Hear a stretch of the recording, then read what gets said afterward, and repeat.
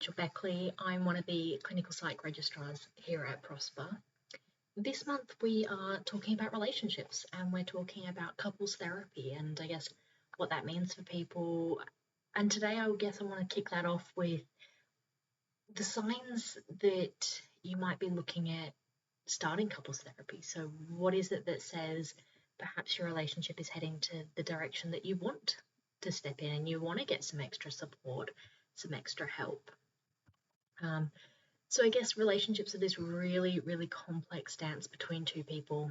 There's no right or wrong. There's no roadmap for relationships. There's no really clear stop sign or hazard sign. We just need to learn how we navigate relationships and how we set them up for success. So I guess when I look at relationships, there's some really key areas that I would be looking for that perhaps say we're heading towards needing some extra support in a relationship. The first most important one of those is communication. Okay, so if you and your partner are constantly arguing, you're having difficulty expressing yourselves to each other, some really clear things that we want to be looking out for. Are you being critical of each other? You're kind of stonewalling each other. Is there an element of contempt in your relationship? Are you defensive when you talk to each other?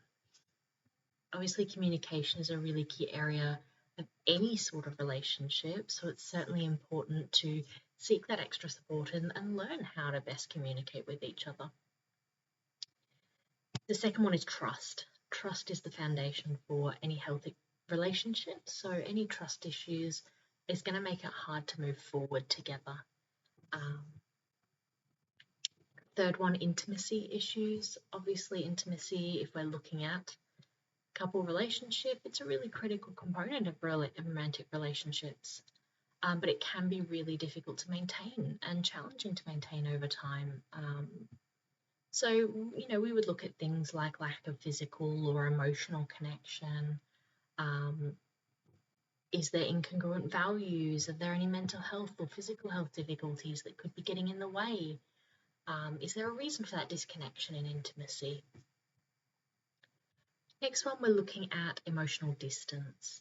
So emotional distance is this really common problem that we see in slightly longer term relationships, I guess, where you're not really feeling connected with each other anymore, and it can be challenging to maintain that communication and that healthy relationship because you're not really communicating how you both feel or what I guess that emotional connection's no longer there.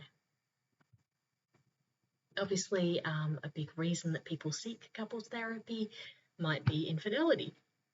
So infidelity can be really devastating to a relationship, and it's often challenging to discuss that with each other or start to move past that.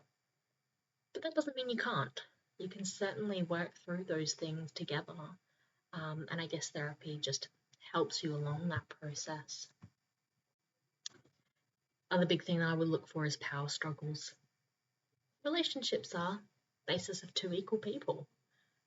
Whatever that might mean in the relationship, we want you both to feel like you are contributing equally to that relationship and there's no one person that's higher on that hierarchy than the other.